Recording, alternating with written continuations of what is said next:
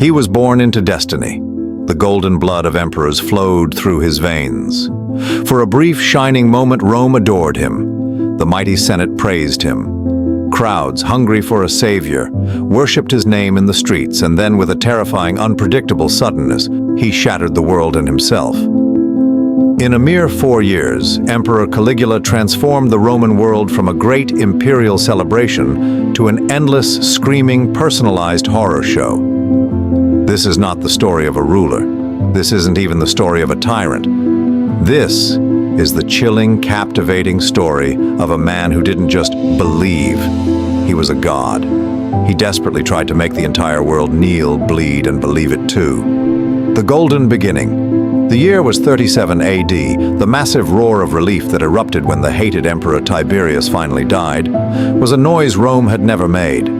Tiberius's rule was a cold, paranoid shadow that consumed his own family. So when his young successor stepped forward, Gaius Julius Caesar Germanicus, forever known by his childhood nickname, Caligula, Little Boots, it was a festival of hope. He was the son of Germanicus, the beloved war hero and the great-grandson of Augustus, Rome's divine founder. His lineage was pure destiny. Caligula had spent his youth on Tiberius's island fortress, a silent witness to the torture and murder of his entire family. He learned how to survive. He took the throne as the emperor of second chances. He freed every political prisoner. He restored the thrilling public games. He showered the army with 300 million sesterces and canceled a hated tax. Genuine loud laughter returned to Rome's forums. They called him our star. But why does hope burn so brilliantly right before it is extinguished by madness? The illness and the first shadow. Barely 7 months into this golden reign, the first tremor of disaster struck. Caligula fell violently ill, a sudden agonizing fever that pinned him to his bed for weeks. Rome held its breath. When the emperor finally recovered and stepped back into the light, what emerged was something utterly alien. His eyes were darker, his laughter sharp and unsettling. The compassionate young ruler was gone. In his place stood a man utterly consumed by a blinding, terrifying madness. No one knew what truly happened in those feverish nights. Was it a physical ailment, or did the raw, unburdened power of the empire finally, irrevocably, shatter his tortured mind? The terrifying truth was in his actions. Caligula had not only lost his sanity, he had discovered a deep, shocking joy in cruelty, the transformation and sadism. The change was unnerving, then theatrical. He abandoned simple imperial white for shimmering, extravagant silks and women's jewels. He demanded to be hailed as the new sun, the reincarnation of Apollo. Then came the paranoia and the sadism. Senators began vanishing. A noble who forgot to address him as Lord and God, executed and left to rot. His humiliation of the Roman elite became public sport. He forced high-ranking officials to run for miles beside his chariot like common slaves. He even compelled the wealthiest men in Rome to clean his palace stables with their bare hands while wearing silk tunics, a horrifying inversion of status. His obsession with appearance was deadly. Because he was insecure about his body hair and balding, Caligula made it a capital crime, punishable by death, for anyone to mention a goat in his presence. Once, surrounded by Rome's elite, he let out a spine-chilling, casual laugh and declared, "If only Rome had a single neck, so I could cut it with one stroke." The Roman world shuddered. They had seen tyrants, but they had never seen a man treat an entire empire as a joke.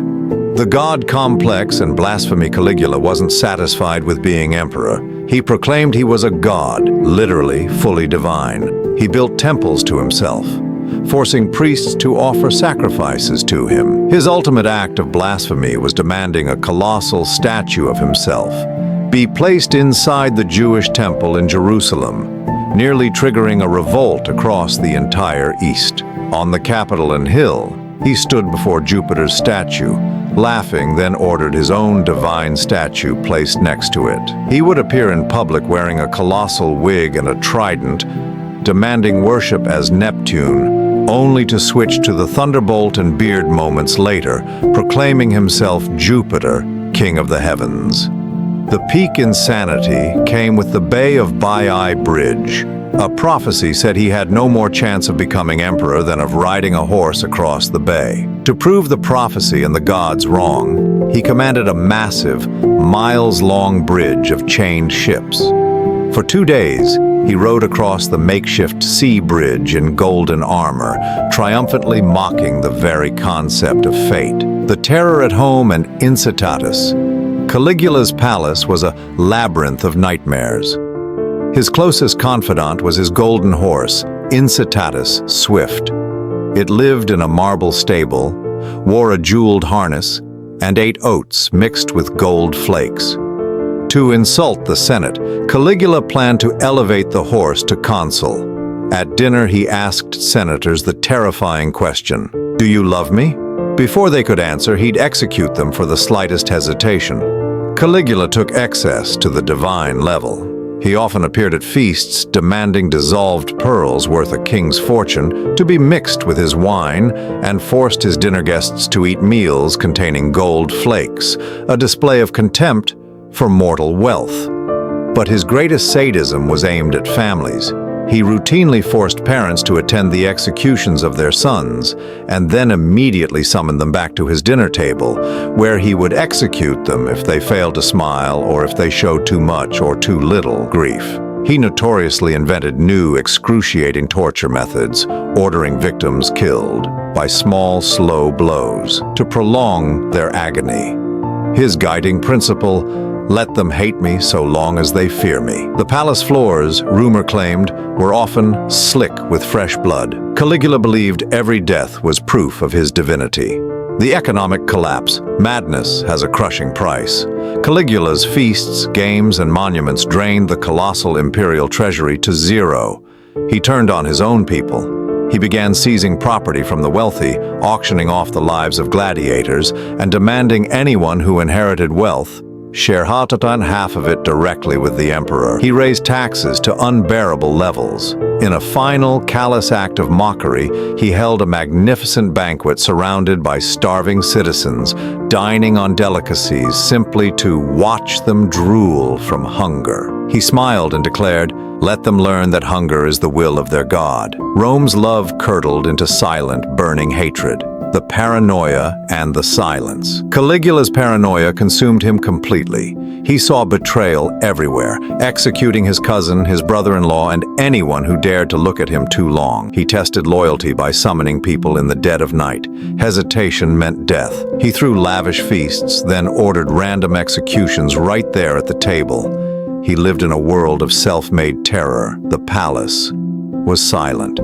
Every laugh, every breath around him was an act of terror. Rome had stopped living and started merely surviving. How long could the world's most powerful empire bow to the whims of one insane mind? The assassination. By 41 AD, Caligula had made enemies of everyone, especially his own elite Praetorian Guard. On January 24th, Caligula was leaving the palace theater. As he walked through a dark, quiet corridor, guards surrounded him.